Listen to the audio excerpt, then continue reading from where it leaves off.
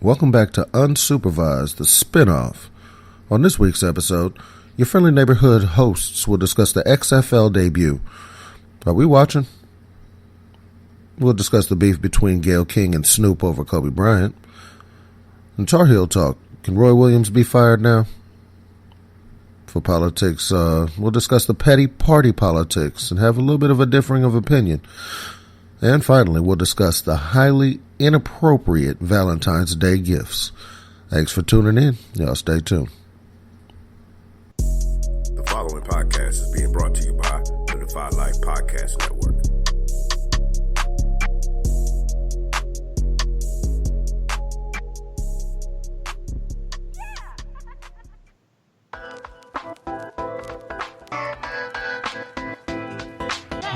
Yeah. Yo. Welcome West back. Coast, what's good? What's good? Hey, man, ain't nothing, man. How y'all doing today? Oh, man, you know. Chilling. Hey, we doing this thing, y'all. Y'all ready to bring us in? Y'all ready for me to bring us in, man? Yeah, man, go on and drop the hammer. Hey, no doubt, man. It's another fabulous Tuesday, and audience, welcome. We are back. Episode 2, Unsupervised, the spinoff. You already know it's 2 for Tuesday. It's Mr. Real himself, the Real is back. I'm back with my brothers, man. West Coast Jay, Hollywood Paul. West Coast Jay, man. Bring him in, brother. Oh, what's good with everybody? You know, I hope everybody is enjoying their Tuesday. Thursday by the time y'all hear this, you know. Hollywood P, what's good with you? Hey man, you know it's another lovely day, baby. Blessed to be alive. Well, that's what it do. Y'all can check us out at this point. We are up and running on Spotify. Definitely on DefyLifePods.com, Spotify, Spreaker, Podcast Addict, and Podchaser. We should be up on Google Podcasts. We should be moving towards being up on Apple iTunes and Apple Podcasts. So everywhere you can find us, like, subscribe, rate us 5 stars, send us some comments. You know, the usual. All of that stuff, man. Yeah, make sure y'all rate, share, especially share, comment, subscribe, all of that good stuff, man. DefyLifeGear.com. Check us out. We got the slew of Defy Life gear out there for everybody to go check out. We don't have our own podcast gear up yet, but it's coming. But in the meantime, that's no excuse to not go and check out DefyLifeGear.com, DefyLifePods.com for the Defy Life, the home of the Defy Life Podcast Network. Which is GoDefyLife.com. GoDefyLife.com for our media content. We doing it big. It's Valentine's week, gentlemen. I do believe so. It is. What's today? February the 11th or something. Yeah, it's the 11th, and we had an interesting week coming off of our first show, which I must, if you haven't heard it, go back and check it out. Shameless plug alert. I do that a lot. Missing my brothers at the Defy Life Podcast. Shout out to Jay, Pooh, and Al. Got some news that Keon is not on that show anymore. So I gave a shout out to Key last week. I'ma still show Key some love. Shout out to you, Key. But didn't know you was gone. Peace, my brother. How you? And I guess we can get into it, man. I guess we're gonna jump right into it. Did anybody get a chance to check out any of the debut this past week from the XFL? Nah, I've heard about it though. Man, I'm still on a Super Bowl hangover. I ain't watching football for at least another month.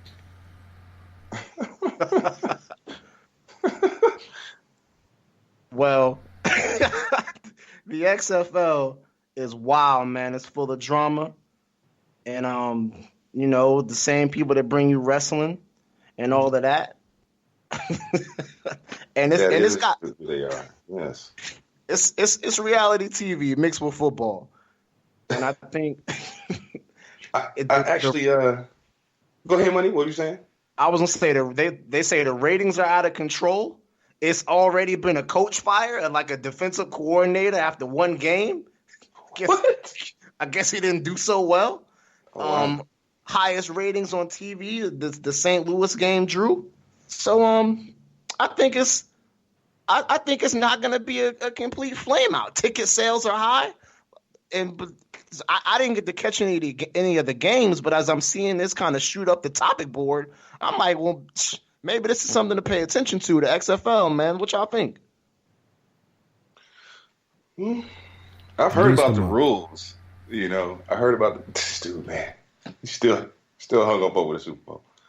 But yeah, I heard about the rules, man. That the rules are pretty interesting, actually. And I've also been hearing talks about the NFL possibly pulling players who shine and become stars, pull them to the actual NFL.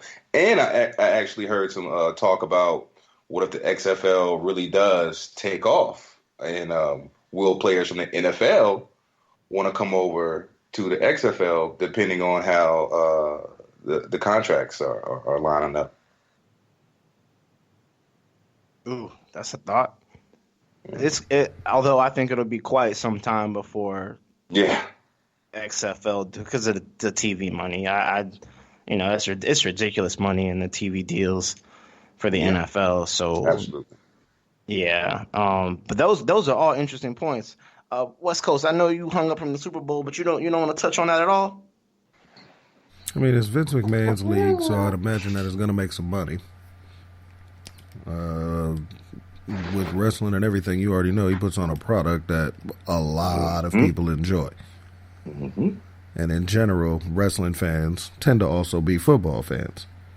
Mm-hmm. So he's pretty much got the demographic to give us year-long football. So I'm not mad at him, no. I'm just mad at football. Are either of you gentlemen going to check out any of these games? If West Coast got one on, I might watch it. Honestly, unless one of my friends are watching football or it's on at the hotel when I'm there at my graveyard shift on the weekends, I don't really watch football, to be honest with you. I mean, what's one of the differences? Like, can you like tackle dudes? Can you take the helmet off and like jump off the top rope? Like, what's like what's Hold on, tables, ladders, and chairs, baby. Tables, ladders, and chairs. Can you tag in a teammate, or I don't know. I just Vince McMahon is a businessman though. And he isn't shy to put his brand, his reputation, and his money on the line. Mm-hmm. And I think a lot can be said for that. So, maybe some of those. Go ahead, Paul. I got some. Okay, so, like the game clock is shorter. I guess the play clock. Let's say kickoffs that go out of bounds or fall short of the receiving team's 20-yard line come to the kicking team's 45-yard line. The NFL and NCAA only require a kick to travel 10 yards, and kicks out of bounds are placed at the receiving team's 40-yard line. The XFL uses two different types of touchbacks. A major touchback occurs when a kick travels into the end zone in the air, which results in the receiving teams taking possession at the 35-yard line. A minor touchback occurs when the ball bounces into the end zone, which results in the receiving team taking possession at the 15-yard line. These rules discourage either team from purposely taking a touchback. Teams can request an attempt to onside kick under more conventional kickoff rules. Punts. The XFL does not allow gunners. All players on a punting team must remain on or behind the line of scrimmage until the ball is kicked. This is a carryover from the original XFL, although the league had scrapped that rule midway through its only season. The coffin corner punt is treated as a touchback and brought to the 35-yard line. The attempts neutralize the punt coverage and are made with the intention to encourage more fourth down conversions. Now, points after the touchdown. The extra point kick was replaced with a scrimmage play varying in point value depending on how far the touchdown scoring team chooses to take the snap from the goal line. For example, a 2-yard attempt scores a single point. A 5-yard attempt scores 2 points. And a 10-yard attempt scores 3 points. This rule is also a carryover from the original XFL, which added the rule only for the playoffs. Okay, and then they have double forward passes. The teams are allowed to attempt a forward pass on the same play so long as the ball never crosses the line of scrimmage before the second pass, that's pretty interesting. In overtime is decided by a 5-round shootout of 2-point conversions, similar to a penalty shootout in soccer or ice hockey. Such a shootout had never been attempted in organized football at the time the rule was proposed, yada, yada, yada, and they do clock changes. 2-minute warning, the clock runs continuously. During this time, the clock only stops during a change of possession. The reverses after the 2-minute warning are after which the clock stops, plays from this, what does it say? A play from scrimmage until the ball is spotted and reverts to the NFL timing rules. Otherwise, stopping after incomplete passes and advancing the ball out of bounds and spiking the football. So the play clock is 25 seconds long, measured from the spotting of the ball, roughly the same as the NCAA rule for plays when the clock is stopped. And what else they got here? Officiating changes. Well, we don't need to go into all that. Yeah, we don't need to go into all that. It's a bunch of different. But they've tried to change the game up a little bit to kind of like you said, make it more entertaining, like wrestling, I suppose. Right. Hey, appreciate that, brother. That was dope. Thank you. Listeners, you if you want to get your football fix on and you're not hungover from the Super Bowl like West Coast Jay, you just want to check out some more football, man, you got the XFL out there. And they let people jump off the top rope. I just because I saw Cameron Artis Payne. So there's 8 teams. I saw Cameron Artis Payne, who was a 3rd or 4th round pick of the Carolina Panthers, I believe, back in 2016. Came from Auburn. He's in the XFL, and I think his first game he did some big things. Do you guys think that guys that are used to playing in the NFL, do you think it's a big changeover from the rules and style of play and that type of deal? No, doesn't sound like it is. What it sounds like is it's supposed to be more fast-paced.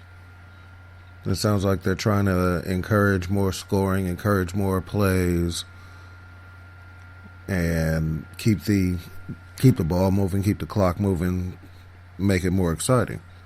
One of the things I did notice that was funny is that you can put images on your helmet's visor. Oh, cool. So remember in the first XFL, they had you could write whatever you wanted on the jerseys. Right. So that's how we got Rod, He Hate Me Smart, who still has one of my favorite jerseys ever because that's hilarious. Right.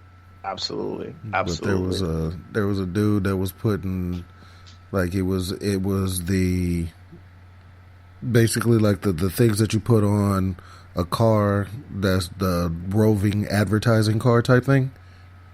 He was putting those kinds of graphics and vinyls and wraps on his helmet, the visor, so that he could see. Well, so that people were looking at something that was just outlandish, and they was saying all kind of wild stuff on them. Pictures of cartoons and just wild stuff.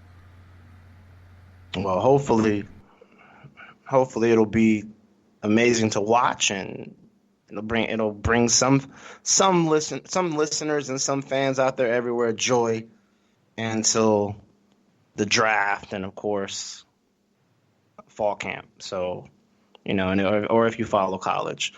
So, get out there, check it out, do your thing. XFL, McMahon, wrestling, jumping off the top rope, bring the kickoff out. Hey, y'all. Switching gears a little bit. I just want to play something for y'all. Get y'all's take on it. let the listeners know what's going on. This week we had a little celebrity beef. We had a couple interviews. We had a little celebrity beef going on. I just want to play something for y'all. Get y'all's thoughts on it. Check this out. Gayle King. Out of pocket for that shit. Way out of pocket. What do you gain from that?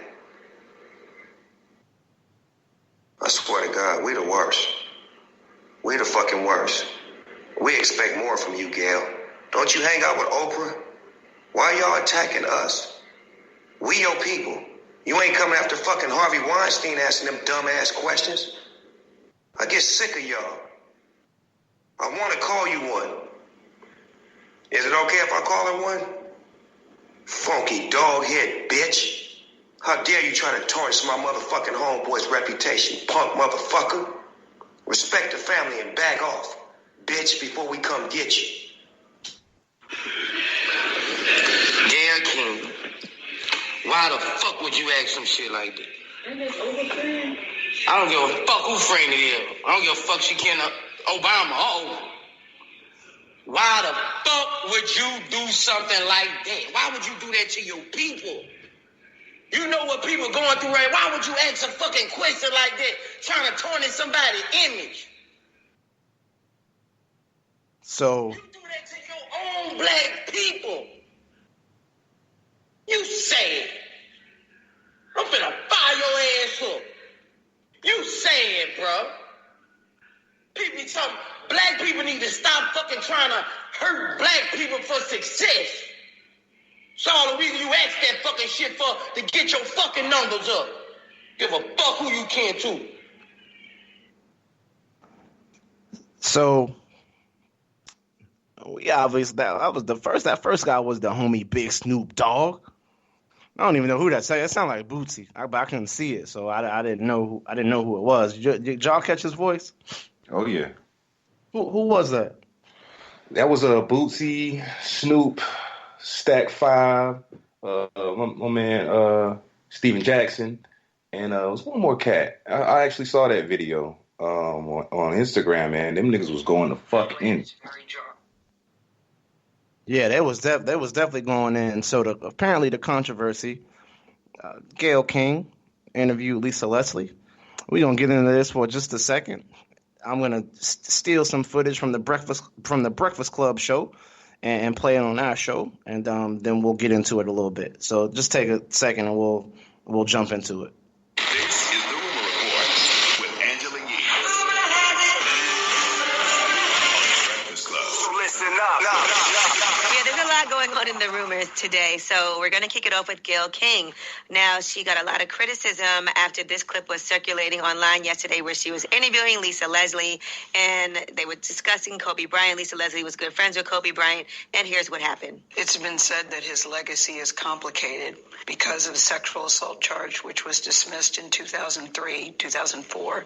Is it complicated for you as a woman, as a WNBA player? It's not complicated for me at all. Even if there's a few times that we've been at a club at the same time, Kobe's not the kind of guy, never been like, Lisa, go get that girl or tell her or send her this. I have other NBA friends that are like that. Mm-hmm. Kobe's, he was never like that. I just never have ever seen him being the kind of person that would do something to violate a woman or be aggressive in that way.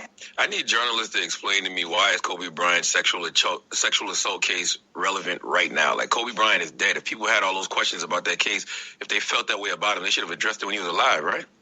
Right, and here's some more of what happened with her interview with Lisa Leslie on CBS this morning. Is it even a fair question to talk about it, considering he's no longer with us and that it was resolved? Or is it really part of his history?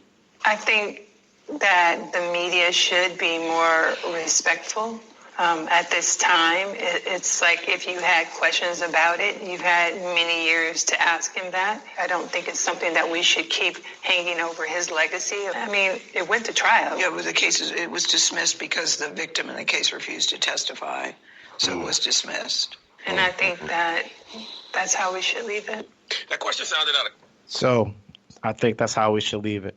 So, gentlemen, now I want us to chime in on this. I know last week we talked about Kobe Bryant, his passing, Mm. this hadn't happened yet. Mm-mm. This had kind of transpired in the past week. Mm-hmm. So now where we are today is Snoop's statement had to come out and make a statement and say he wasn't, but his comment of "we'll come for you" wasn't a death threat. Gayle King is getting death threats. Oprah stepped in, so we got a little beef going on. Paul, give me your thoughts on this, brother. Shit, I mean, I'm just being real, man. Look, all right, like I said, man, y'all heard my thoughts on Kobe already, so I followed the case when it went down. I remember what happened like it was yesterday, and I did not forget that this chick. First of all, I used to hoop back in the day, and there was I had something similar happen to me and another football player. So I understand that no one should ever victim shame. You know what I'm saying?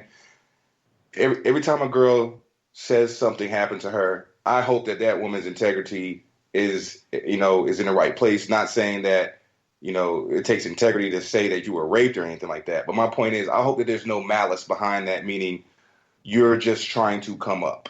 So, and I have been a victim of that in my own life, and that shit is fucked up. Okay, so my point is, I know the facts of what came out in that trial. I know the girl was slutting about. You know what I'm saying? She tried to claim, that she wasn't. The girl got off work, went to Kobe's hotel. I work at a hotel. Okay, third shift. There was a badass thick Costa Rican. Okay, that any man would never turn down. For literally 71 days was begging me to come to her room for any of the fuck thing, right? And I never would. And I told her I wouldn't because she could say anything. It's my word against hers. Oh, Pablo, can you bring me some towels? Pablo, can you bring me some toothpaste? Stuff like that. Silly shit.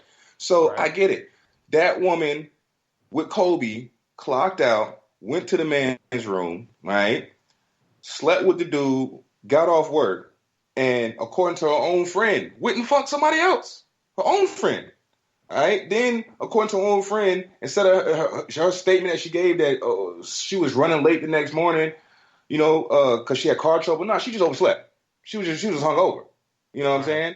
And then she refused to testify because when they tested her, gave her the rape test kit, they found 4 other men's semen on top of the Black Mamba. Okay, 4. Right. And then she claims, I just picked up some drawers that I had in my dirty clothes hamper. So wait a minute, boo. You're not making. So wait. You know what I'm saying? Like, wait a minute. None of this is making no sense. And then you wear dirty drawers.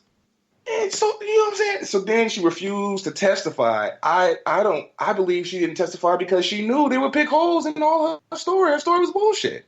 All right? And innocent until proven guilty. She knew she wasn't going to be able to prove him guilty in criminal court. They judge dismissed it.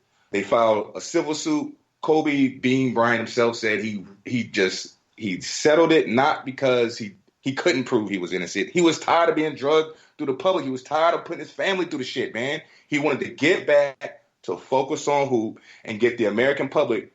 Thank God social media and everything wasn't around then, because Lord knows how this thing would have blew up at a proportion. But even at that time, the media was really ramping up to who could put it out first, no matter what the fuck it was. So he was just trying to get that stuff behind him and focus on hoop. So my thing is, with all of that being said, for someone like Gayle, who is a journalist, who has access to all of these facts, for her to come to her conclusion that the only reason why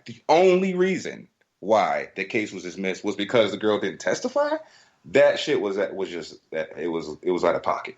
Like Snoop said, that shit was fucked up. You know what I'm saying? It was horrible. I mean, where's the Jeffrey Epstein interview? Where's the talk about him? What about Oprah's, what was it, spiritual leader or advisor or something like that? It's doing 25 years for raping children. Where's all the talk about guys like this? So you're gonna really, even if it was just a minute from a 30-minute interview, why the hell was that minute that necessary to say is his legacy tarnished? Bitch, do you not see the whole world and how they're respecting this man? What is tarnished about his name? So why I don't see why that was necessary. Is it a part of his legacy? Yes, because that one asterisk, if you will call it, is what made him become that much greater as a man. And we could see after that happened with the young lady. I mean, the girl she's been in and out of tabloids about being strung out, caught on the street, messing with different random people, looking like a cokehead. She blew through that money. She's filing bankruptcy, all kind of things, having money trouble. Obviously, she didn't fare well. And it wasn't like the media has been talking about her since. Okay? And the only time we hear anything of it is when she comes back out to the media. All right? No one's going to seek her out. No one went to seek her out when Kobe died. She chose to put out a rap song about some shit that didn't get no attention that she thought it would. So, yes, I believe Gayle was completely out of pocket. I don't think people should be giving her death threats. That's just kind of childish. I mean, who's really going to kill her over that? But to cancel her, as they say, mute her, yes, she deserves it. I mean, it's been a long time coming for her. And I mean, people should be, Oprah going to her defense, they need to boycott Oprah. Now, if Oprah offers me a job on a TV show on OWN, I'm going to take it. That's a fact, brother. That's a fact.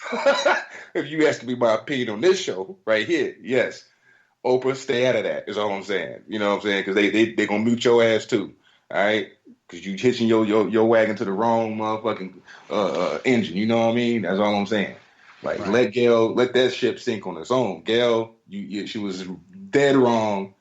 And then you can see Lisa Leslie's face. She was like, no, this bitch did not just ask me that shit. Like, she gave her that. Right. She was so poised and composed. Like, no, you just did not.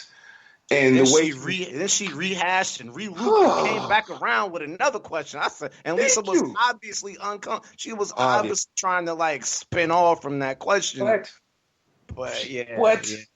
I mean, it was just like, and then when she had that tidbit, that's the only reason why she had to correct Lisa. You could see Lisa's like, she just wanted to take her big ass Amazon hand and palm the fuck out of Gayle King's face. And I wish she would have. Part of me wish she would have, is what I should say. You know what I'm saying? She should have did that. I'm glad she didn't. But she if there was ever a chance or a time when slapping somebody was okay, that would have been the time. That was it. You know? And Hollywood Paul unloads on the spinoff Unsupervised. That's why we unsupervised. Hey, West Coast, bring us in, man. Zip this one up. Gayle was out of line. It's really that simple. Like, that's all I got. Like, Gayle was out of line. Sorry, There's man. no I reason felt passionate about that. For a man who has clearly gone through all of this, has just died. His family's still grieving. His fans still grieving. The city's still grieving. The country's still grieving. Why this? You feel me? He ain't had a funeral yet, man. He ain't even had a funeral yet. He didn't have the funeral. And I'm gonna tell you, so I read something on Facebook and it said, "Hey, I was in LA when Nipsey died. I was in LA when Kobe died, and boy, they love Nip, and it was crazy. But boy, he said it was if you saw it and you was moved by it, he said it was probably 8 times that for Kobe. Like Kobe was LA. LA was Kobe. And they adore him out there. And he did say if she is getting death threats,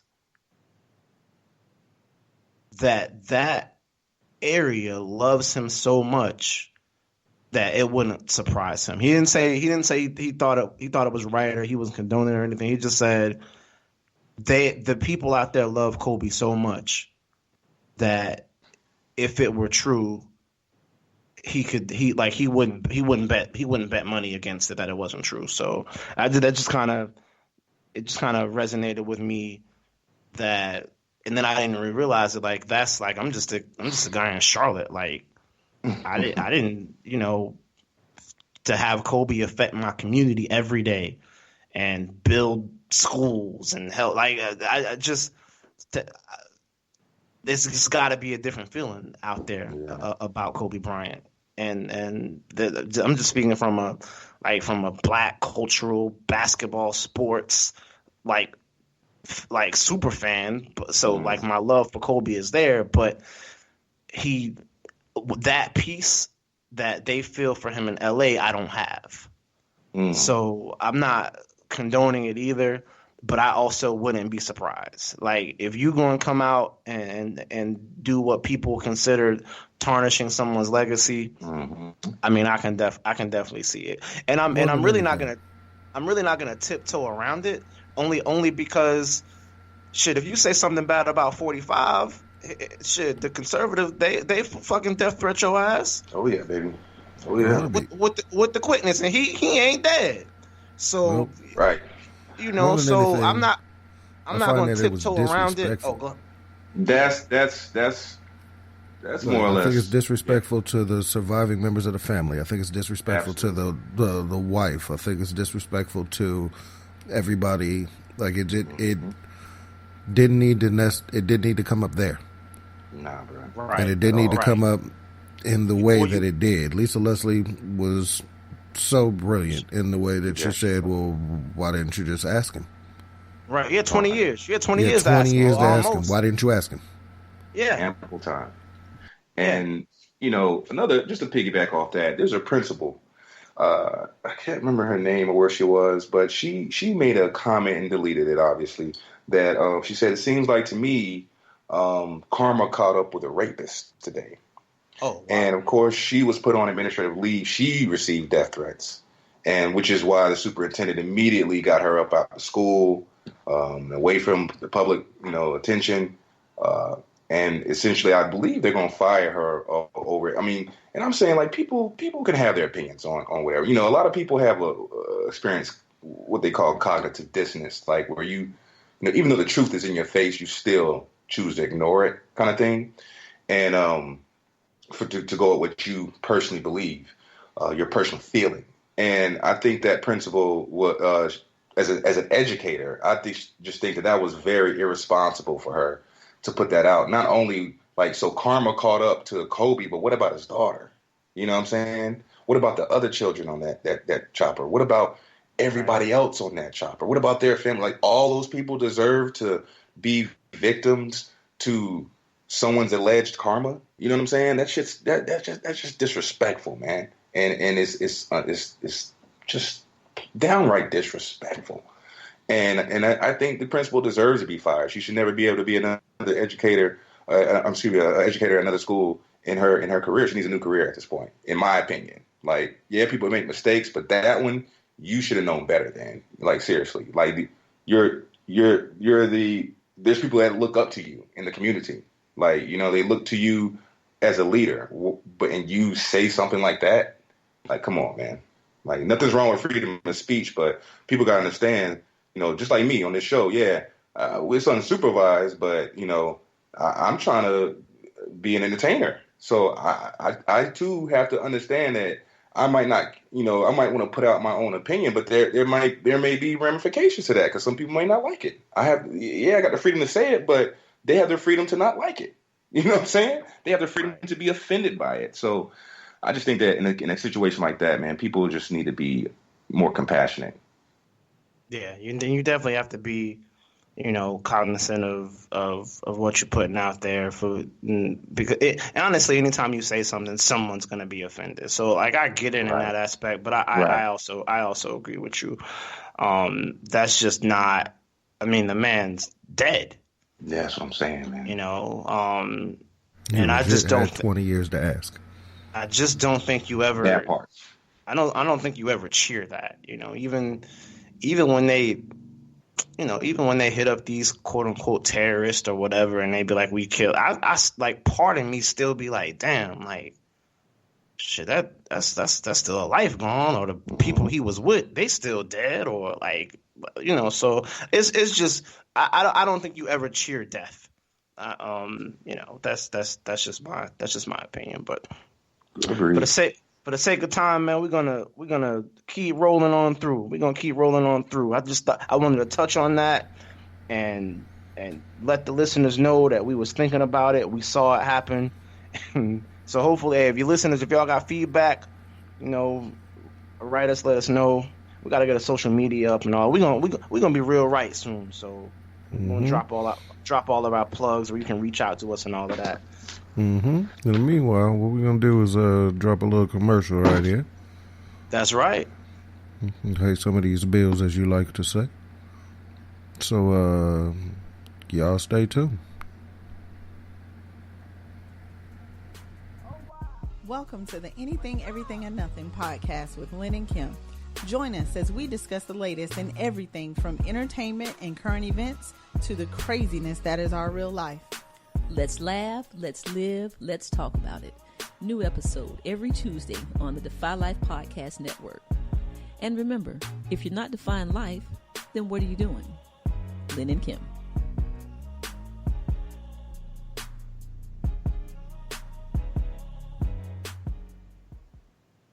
All right, that was the lovely ladies at the Anything, Everything, and Nothing podcast, Lynn and Kim.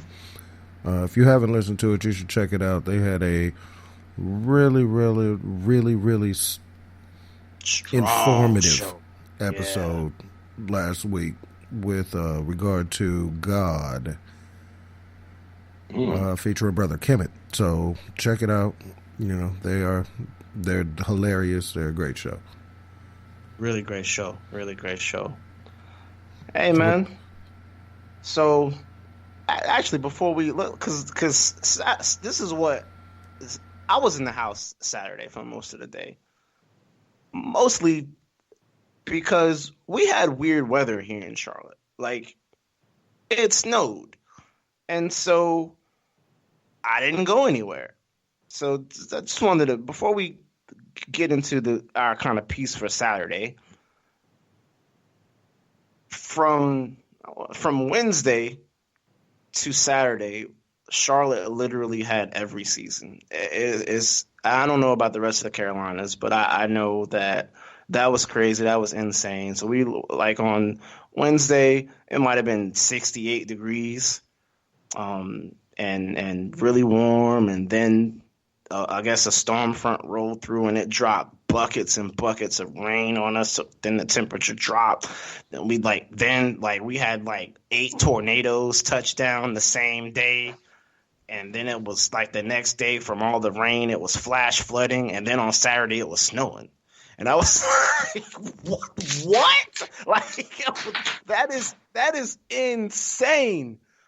But you didn't know, now you know. That's what my 3.5 of my days was like here.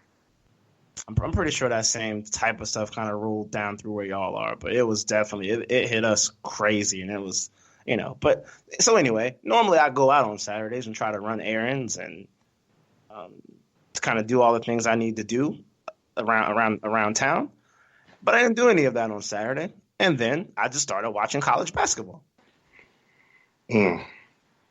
Now, the Tar Heels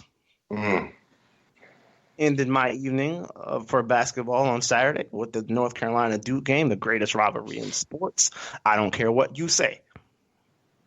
There's nothing finer than Duke and Carolina, and that's no matter what side of the house you fall on. I thought the Tar Heels played a great game. I think they did too, man. I thought they played a great game. Very, very undermanned, and clearly the talent on the other side of the roster, on the Duke roster, was superior. But we didn't play like it at all. Nope. Played a really, really, really good game. And I do believe we were up by 8 points with 58 seconds left. The game went into overtime, and we ended up losing. So the question was posed, and we talked a little bit about this last week. The question was posed, can Roy be fired now? And West Coast, since it was your question, go ahead and weigh in on what your thoughts are on that.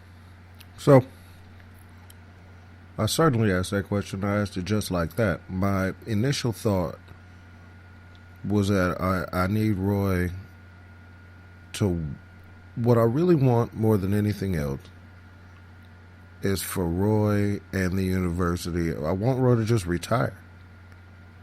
I want him to just be done. I want him to walk away amicably with his Why are you so 3 critical ships. of Roy? What did Roy do? Roy didn't call a time. Roy was up by 8 points. Yeah, man. With 58 seconds left. Called no timeouts. Still. Duke came back. So if he sent the calls game to a overtime. timeout, if he calls a timeout, do we win? If he calls a timeout, draws up a play, and tells you this is what's getting ready to happen, they're going to press. They're going to do this. They're going to do that. You need to either keep the ball moving, get the ball in the young Anthony's hands. Yeah. So I'm sure somebody called a timeout. Like we didn't necessarily have to Coach call K. a timeout. He did. There were timeouts called. It was a TV. There was like 2 TV timeouts. There was a Duke timeout, and I'm pretty sure we called the timeout. We did call a timeout, actually. So during all those timeouts, I think you go through that stuff. It's not like you just on the No. You're right, Money. I think this game, that Duke game, I still stand behind. I think Roy gets outcoached. I'm not going to back down off that. Even with the most talented players, we've seen it. The thing about it is, I think that this particular game was just won on a great damn last second shot, honestly. I mean, there was nothing you could do. They defended it. They tried. They didn't give up. I didn't see them give up on the play. He just put it up and made it. He threw up a prayer, and the basketball gods answered. You know? Now, that's all I saw. If we shoot more than 62% or whatever the god awful number we shot from the free throw line, no, that's what lost the game. That's not even a question. And so once again, I said it last week. I'll say it again.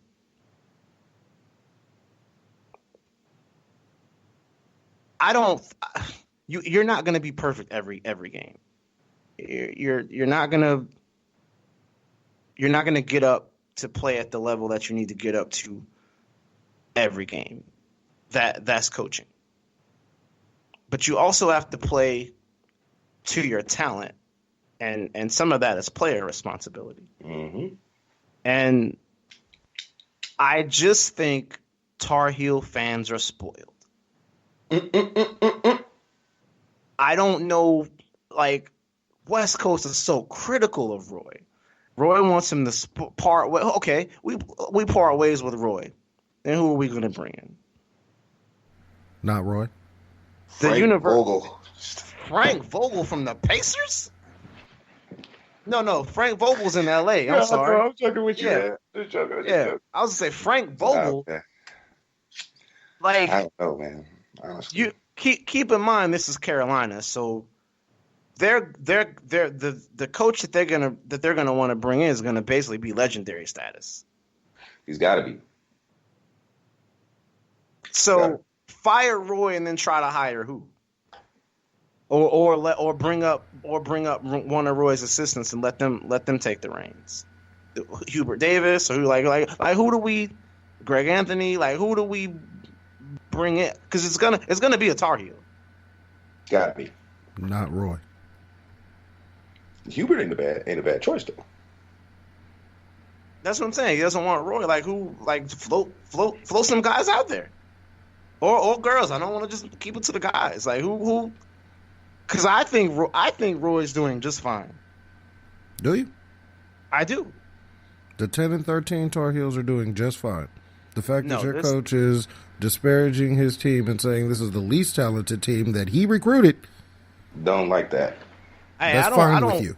I don't love that either, but the player said it's true. we stinking their it up. leader is saying something. Yeah, that's we stinking it up right now. I don't agree with that from any player standpoint. You should never agree with that as a player. You know what I'm saying? I mean, I don't know, bro. I thought it was kind of honestly refreshing. I thought the honesty was refreshing. And once again, I think you're being overly critical. He's also said, "I'm doing a bad job." And if I'm you're not doing coaching. a bad job, I'm not away. coaching well. I'm doing a bad job. I'm not coaching well. But I think some of that is also to take some of because once again these are kids and he doesn't want all the heat and all the criticism to be on the kids. So he's laying on the shield. I love that. At the same time, he's throwing him under the bus too, though. Well, but because you still got to hold him accountable. I don't see it as laying on a shield. I see it as throwing kids under a bus. Yeah, I mean, I don't think saying kids aren't talented enough is holding them accountable. You recruited them. You recruited them. Like that's not. Like, I can see if they're like, we're not boxing out. We're not executing plays. We're not see if getting this back was your on defense. first year with this team, and this wasn't your recruiting. Like holding them responsible to me is like, what are they not doing on the court that you've practiced and you've preached that they're not doing? Talent wise, you can't teach that. You can't coach that. We don't run any tempo like we normally do. We don't run any. Hold them accountable for that. And once again, I think this mostly because we've been decimated by injuries. But we're not playing the Roy Williams style of basketball that he likes to play, and I think that's why he's frustrated. We're not running secondary breaks. We're not coming off like when the opponent scores. We're not scoring in 3 seconds. Like this, I saw some of that in the Duke game, but I haven't seen it in weeks. I haven't seen it in weeks. I agree, but that has nothing to do with talent. No, it has everything to do with just to go out there and execute, and some of that is on the players. Absolutely. I don't think is this Roy's most talented team he's had in Chapel Hill? No. Is he doing the most spectacular job I've ever seen? Also no. But it's not like we just weren't a very good team last year. Like I'm not in love with so West Coast, you've been on me on the Defy Live show before. You know I don't love the fan overreaction. Like react, understand what's going on, but don't overreact. So my answer to you is, I felt like this now for some years. This is not an overreaction. This is a continued reaction. He has been saying this for some time. Because you take the 2 games this season that we didn't win and say Roy should have. You know what his winning percentage is over the years you've been complaining about him? All he does is win. Yes. And he's got his 3 ships and all the et ceteras. And I think it's time for him to hang it up. I feel like he is an antiquated antique of what college used to be. So he Bob Knight out there. He was walking on the court. It's time for him to go. The court literally says Roy Williams Court. It does. Yes, it does. But we 3 Tar Heels fans, we just wanted to touch on that. I'm gonna wrap that one up. Anybody else got anything else to say? I'm sure we're gonna talk more about that all year. Roy shouldn't go anywhere. We can continue to disagree. That's fine. Let's go Heels. Let's go Heels, but we can continue to disagree. Man, tell me y'all saw this today. What I do see, honestly, is that Wake Forest is up by 18 over those Heels that you're talking about. Oh, well, Wake Forest? This is not going to, once again, this is not going to be a good season. That's fair. This is not going to be a good season. I don't expect us to win a lot more games. No. Just because we had a good showing against Duke. I still didn't think this was going to be a good. I just hate losing to Duke no matter what. Agreed. But yeah, I didn't think. And this team's lost some heartbreakers. Yeah, man. Yeah, they've lost some heartbreakers. They've been in some games, and their inability to hit free throws and close and have the right people on the court at the right times and people getting hurt. Like it's all kind of culminated to this big ball of a shitty season. But so 2 out of those 3 things you just named All of that's not Roy's fault. Wrong people on the court. Wrong people on the court by way of other guys being injured. Like you can't. We only have so many playable. We only have so many playable dudes. Like in the Duke game, we was playing dudes that they like 11 to 12 off the bench. We're like, who is this nigga? Yeah, like we are really hurt. We spent a stretch of about 2.5 weeks with like 6 guys hurt, like 6 starting level guys hurt, and so it's just tough to maybe one guy, maybe 2, but I mean you're basically counting on Leaky Black to do everything, and even he spent a week and a half, 2 weeks hurt. Then he got healthy, and then the other guy got. I mean, it's just Robinson away, and somebody else got hurt this game. So it's just and I think we beating up on Roy, but I just attrition's really caught up with him this season, and I just don't know how much you can do. If Duke had their top 6 guys out and they was playing with those dudes at the end of the bench, I don't think they'd be having a really good season either. But that's just me. Tell me, did y'all see this today? Pressure from the Justice Department to walk back the sentence of Roger Stone. Roger Stone, one of Donald Trump's best friend, and the 4 prosecutors on the case subsequently have resigned in outrage. No, I did not see that. What are they? No, I didn't. What are you trying to have them walk it back to? What's the actual news? Well, what are they trying to walk it back to? Well, they didn't say, but they had recommended a 7 to 9 year or 7 to 10 year sentence for Roger Stone. The Department of Justice asked them to walk that back. Now they have such a good case against Stone. They know that's coming directly from the president. And so they resign. Like, so in politics, if you get what you think is an order or in the military that you cannot follow, like you resign. You resign. And so the 4 prosecutors on the case, instead of taking the direction from the Department of Justice, have chosen to resign. Mm. Now, nonetheless, the people that take their place are still going to walk that time back. So my political bullshit for the week is, now that Donald Trump has been acquitted on his impeachment trial, he's actually now the corruption that this dude's gonna now involve himself in, I think is about to go off the charts. I think there's lots of things that are getting ready to happen. If y'all thought he was wilding before, boy, he about to really be wilding now. What y'all think? Like, I think there's lots of things that are getting ready to happen. First and foremost, Teflon Donald Trump apparently can't be prosecuted for anything effectively.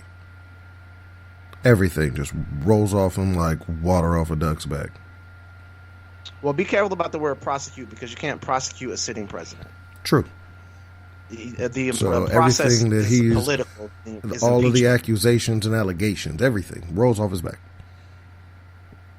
Everything. What I do believe this will do, though, is embolden him to continue to be petty.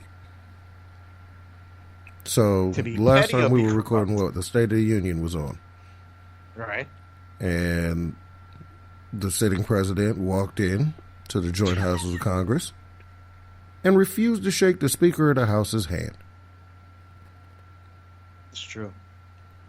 After the speech, the Speaker of the House responded by ripping up the speech in front of everybody. I thought that was dope. I thought it was petty. It was petty. Very. The following day, it was one of the representatives in the House, of which she is the Speaker, actually filed grievances against her for tearing up said speech. I love the middle schooledness of it. If we were watching this on a TV show, this would be hilarious. It's 100% a comedy. Yes. Mm-hmm. The pettiness, though, I expect that to escalate on both sides. Well, I think Nancy Pelosi particularly has learned that the Democratic machine, the Democratic Party, has been playing too nicely with this president for too long. And so I think she's beginning to understand that he responds to pettiness. And she's not over and above fighting some of his pettiness with pettiness of her own. I loved it because it showed me that, like, you know, sometimes you teach your kid to walk away from an altercation, and sometimes you teach your kid, hey, you gotta go out there and do what you gotta do. You know, so I thought this was her moment. I thought this was, I'm out here fighting this bully with a bully tactic of my own. And I kind of appreciated it, but that's just my take. Paul, what you got on it? I mean, it was her standing up to a bully to me, you know? She was like, he's the commander in chief who blatantly shunned her, however you want to say it. You know, however you want to phrase it. He, you know what I'm saying? He was very petty to her in front of a lot of people. And she basically, she got her face back, you know what I'm saying? In her own way. And it was definitely petty. It was petty as fuck. Yeah.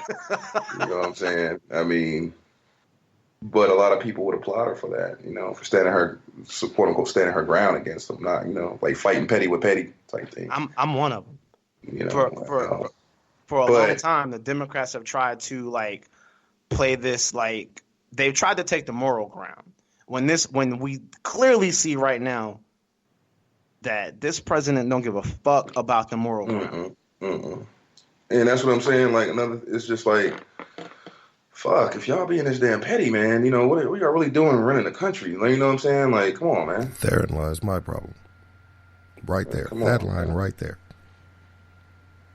You guys are taking this back to middle school style tactics, and you're running bigger the problems, country. Man. You got bigger fish to fry, man. That's all I'm saying. Now, if we were to actually, in my opinion now, if we were to go good old-fashioned, old school, like the Taiwanese parliament, and just start throwing them, chairs, fists, everything, I feel like that's more effective than the little petty middle school this. I'm not shaking stuff. Your hand. Oh yeah, I'm ripping up your speech. Well, there's a code of conduct in the United States Congress. They're not supposed to conduct themselves like that. So like they don't. They instead they can't chosen get into to conduct physical themselves like adolescents because they can't get into physical altercations. That's all I'm saying.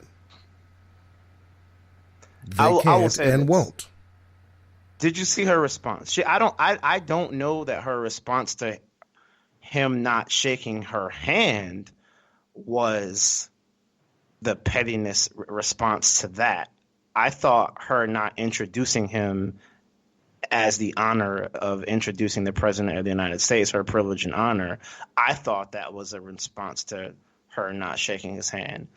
I thought her ripping up the speech was in response to all those fucking lies he told. Like, she actually said he went up there and shredded the truth and shredded the Constitution, so I shredded his speech. Yeah. Yeah, she said something like, I thought I returned the favor by shredding your speech or something like that, right? So I kind of dug it. I was like, oh, okay, I kind of said, rip that shit up. I was like, rip that shit up. So I did see that. But 13-year-old me enjoyed it. I see. I enjoyed the theater. But Donald Trump has turned politics into theater. If you want to continue to, if Democrats want to continue to ignore that fact, then we will lose again in November. So I heard somebody say the other day that they hope that Michael Bloomberg wins a nomination. And the reason why is so that a rogue, crazy billionaire goes up against a rogue, crazy billionaire. One wearing a blue tie, one wearing a red tie.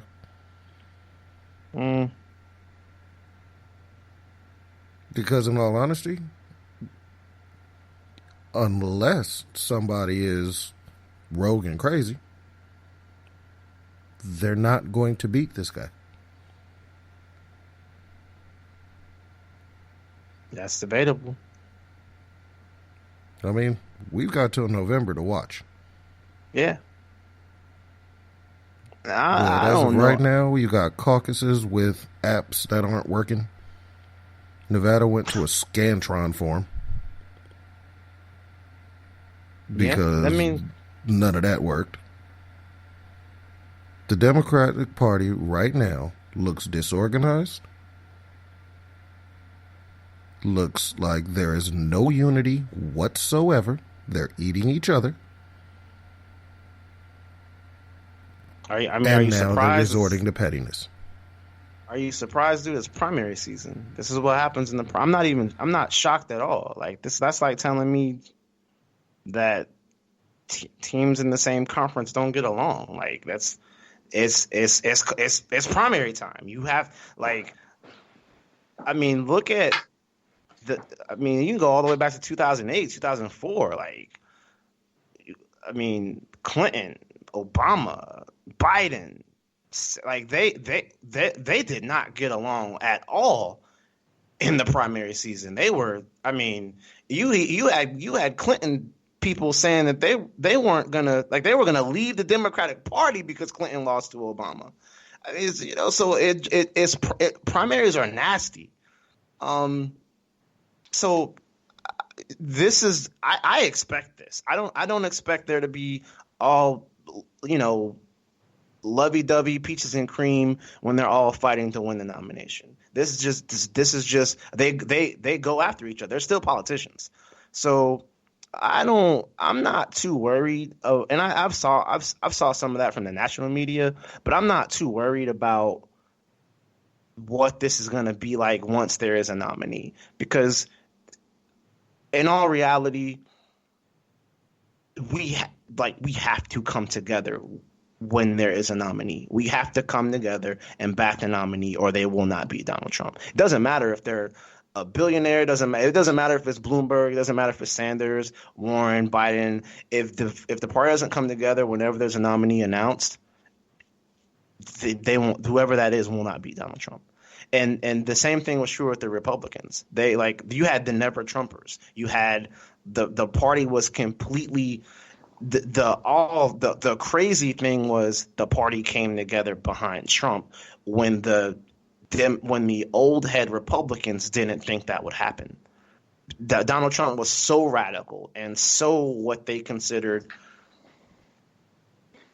basically, like you said, like a crazy billionaire. Like, he was so crazy they didn't think the party was gonna be able to rally behind him, and that's not what happened. Like, they rallied behind him anyway. So the Democrat Party really has to do the same thing. Like, when the primaries are over, I mean, you got to remember, Donald Trump was like on every news cycle, every news channel during the Republican primary, basically calling all of them idiots, like, saying they were dumb, saying they were stupid, like talking about people's spouses and all. But when it was all said and done, what did they do? When he won the nomination, what did all of them do? They fell in line right after him. Fell in line. They towed the party line because I think it was Chris Berman that used to say, nobody circles the wagons. Like the Republican Party. So Democrats got to learn a little bit from that, and we typically do. You know, the 2016 was, especially because of 2016, when you had a lot of Bernie supporters that were actually mad and they actually stayed home.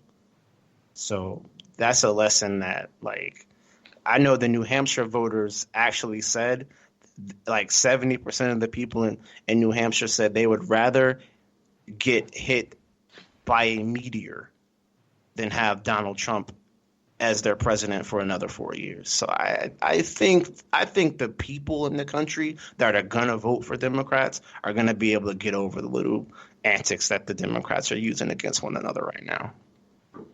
Fair enough. Time will let us know. Nice.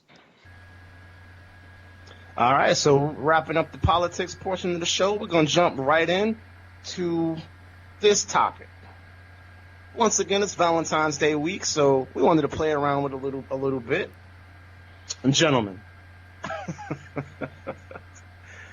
gifts, Valentine's Day gifts that are highly and wildly inappropriate. West Coast, why don't you tell us a little bit about how you stumbled upon this and why you wanted to get into it? Man, so my cousin sent a picture to our cousin group chat. There's like 10 of us in this group chat all over the country. And what it says, I'm going to actually just read it because it's funny. But there is an image. For the listeners, I know y'all can't see what I'm talking about. But it actually says, quote, "You can actually give your Valentine a chocolate mold of your butthole."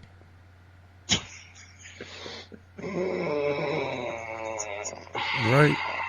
Yo, I'm so good on that, brother. immediately, my first thoughts were, I don't think a straight man can give his lady a mold of his anything.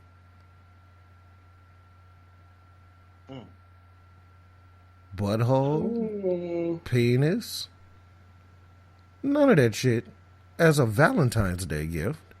Why would you give anybody a mold of anything ever? Why would you give a mold of anybody? Now, if a female was to give a mold of a something,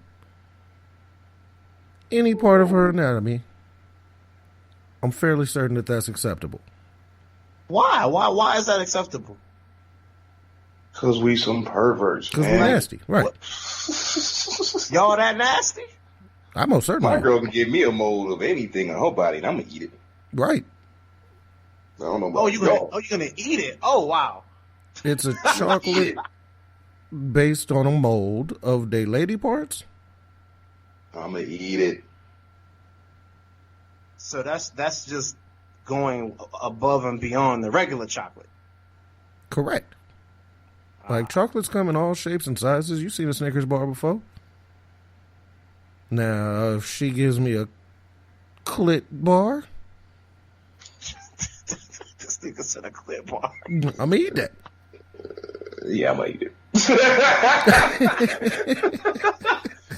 If I get an areola bar, I'm gonna eat that. I'm gonna admire it and then I'm gonna eat it for real. I ain't gonna lie. Mm-hmm. See, I'm gonna have a lot of questions. Like I'm gonna be like, what the like? Who did how? Like why?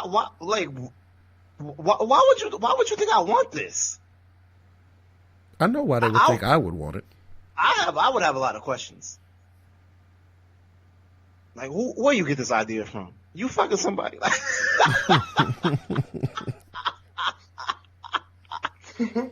This ain't no shit we ain't never talked about chocolate titties. Right, but I feel like if they know me personally, then they know that that's just implied. True. I'm all right with chocolate titties. I'm good with it. So as opposed to chocolate titties, because I feel like a lot of women think that like, so the dude goes out, he go all out and Valentine's Day, he running around, he buying gifts and treating the dinner, buying jewelry. And now keep in mind, it was just Christmas, like a month and a half ago. And so, you was living up for Christmas. Now it's Valentine's Day, you back again. And I think so after all of that, dudes going all that out, doing all of that. I think a lot of women think that their appropriate reciprocity, that the gift that they give in return, is just some sex. I personally think that's hella fucking lazy. Like, we're supposed to be having sex anyway. Why you don't give me a Valentine's gift? Why is that my gift? Like, you don't come in the house and I'll be like, baby, what you give me for Valentine's Day? I'll give you this dick. Like, I'm gonna need y'all to chime in on that, man. What y'all think? I mean, that's like to me, that's like the icing on the cake. That ain't like the final, you know what I'm saying? The final be all end all. That's like she give you gifts, she give you whatever else, and then it's like, all right, here's this negligee icing on the cake. You know what I'm saying? Nightcap in the night off. So it's not the only thing. Now that is lazy as fuck to me. It is to me because, like you said, you're supposed to be doing that anyway. What's the point of being in a relationship without effort sex sometimes, man? So I'm saying. You ever been in a relationship with one of those that was like, I don't do that? What do you mean? West Coast, what you got for that one, man? Don't do what? Yeah, what do you mean? Oh, y'all really want me to? Nah, we got to go right time, man. Like, I don't know what you talking about, bro. Mm-hmm. No. We gonna run out of time, man. West Coast, but we can definitely bring that back. We can bring that back. Especially because the name of our show is Unsupervised, the spin-off. So we can definitely get into relationships where she'd be like, I don't do that. What? Don't do what? That's what we gonna get into. But walk us through that scenario, man. Walk us through that scenario of your lady, went all out Valentine's Day. She you done got all these gifts and lived it up, spent $150 on dinner, and you're not looking for your gift, but you're like, a gift would be nice. And she talk about, here you go, baby, let's go do it. That sounds like a Tuesday.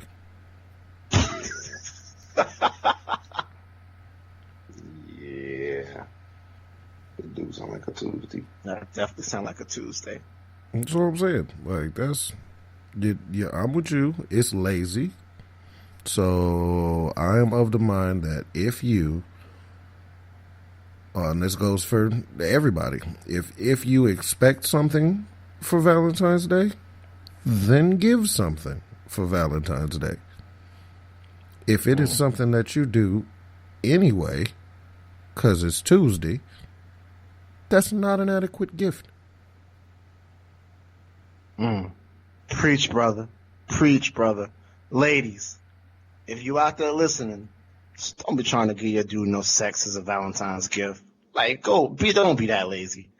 Go out, get him. So think of how much he's gonna be going all out for you, and try to make sure he kind of feels that same way. Try to give him that feeling back, but don't do it with no sex, because like I said, like West Coast said, feels like a Tuesday.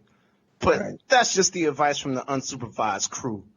But if you ask your dude, he'll tell you the same. Hey, we gotta zip him up, baby. West Coast, man. What you got for the listeners? Yeah, basically exactly what I just said. Don't be a jerk. If you want to be treated some way, make sure you treat everybody the way that you want to be treated. It's that simple. That simple. Hollywood, man. Zip them up for me, buddy. Hey, man, I just want to let everybody know, you know what I'm saying, I'm feeling good. Me and my man West Coast Jay went to an impromptu open mic, you know what I'm saying, comedy stand-up, little joint last night, killed that shit.